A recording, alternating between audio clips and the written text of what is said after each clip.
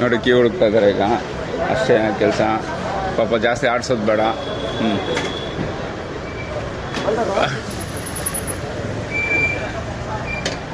Sir ಪೊಲೀಸಾ sir ನೀವು? ಕಳ್ಳ police ಗಾಡಿ ಕದಿಯಲ್ಲ ಅಂತ ಏನಿಲ್ಲ ತಾನೆ?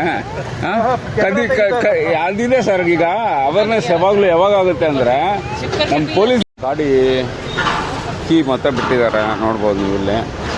ಮತ್ತೆ ಬಿಟ್ಟಿದ್ದಾರೆ ಅನ್ನೋದ್ರಿಂದ ಎಲ್ಲರೂ ಒಂದಲ್ಲ ಒಂದು ದಿವಸ ಬಿಡ್ತಾ ಇರ್ತೀವಿ. ಗಾಡಿ ಎಷ್ಟು ಇಂಪಾರ್ಟೆಂಟ್ ಅಂತ. ಇದು ನಮ್ಮ ಪೊಲೀಸ್ ಗಾಡಿ. ಇದು ಅಲ್ಲಿದ್ದಾರಲ್ಲ ಅವ್ರದ್ದು. ನೋಡೋಣ ಅವ್ರು ಏನು ಮಾಡ್ತಾರೆ ಅಂತ. ಅವ್ರಿಗೂ ಒಂದು ದಿವಸ ಆಡಿಸ್ಬೇಕಲ್ವ. ಪೊಲೀಸ್ ಅನ್ನೋ ಕಾರಣಕ್ಕೆ ಏನಾದರೂ ಕದಿಯಲ್ಲ ಅಂತ ಏನಾಗಿದೆಯಾ ನೋಡೋಣ. ಪೊಲೀಸವ್ರ ಕೀನ ಎತ್ತಿಟ್ಕೊಂಡಿದ್ದೀನಿ ಇವತ್ತು. ಏನು ಮಾಡ್ತಾರೆ ವೆಯ್ಟ್ ಮಾಡಿ ನೋಡೋಣ. ಕೀ ಏನಾಯಿತು ಏನು ಕತೆ ಅಂತ ಸ್ವಲ್ಪ ಕಾಯೋಣ. ಯಾವ ಧೈರ್ಯದ ಮೇಲೆ ಕೀ ಬಿಟ್ಟಿದಾರೋ ಗೊತ್ತಿಲ್ಲ. ಪೊಲೀಸ್ ಗಾಡಿ ಕದಿಯಲ್ಲ ಅನ್ನೋದೊಂದು. ಪೊಲೀಸ್ ಗಾಡಿ ಕದಿಯಲ್ವ ಕಳ್ಳರು?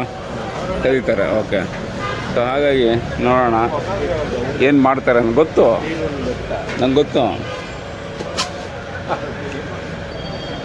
ನೋಡೋಣ. ಈಗ ಎದ್ದಿದ್ದಾರೆ, ಗಾಡಿ ಹತ್ರ ಹೋಗ್ತಾರೆ.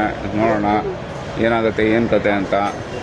ಎಲ್ಲ ಕಾದು ಕಾಯಿ ನೋಡಿ ಮಜಾ ತಗೊಳ್ಳೋಣ. ನೋಡಿ ಕೀ ಹುಡುಕ್ತಾ ಇದ್ದಾರೆ ಈಗ. ಅಷ್ಟೇ ಕೆಲಸ. ಪಾಪ ಜಾಸ್ತಿ ಆಡ್ಸೋದು ಬೇಡ.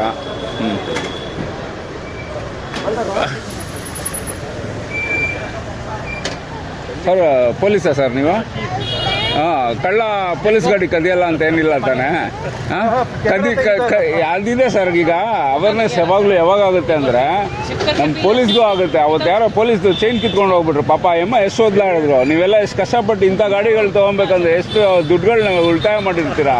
ಕದಿಬೇಕಂದ್ರೆ ಗಾಡಿ ಕದಿಯೋ ಅವಶ್ಯಕತೆ ಇಲ್ಲ ಸರ್. ಕೀ ಕದ್ಬಿಟ್ಟು ಹೋದ್ರೆ ಸಾಕು.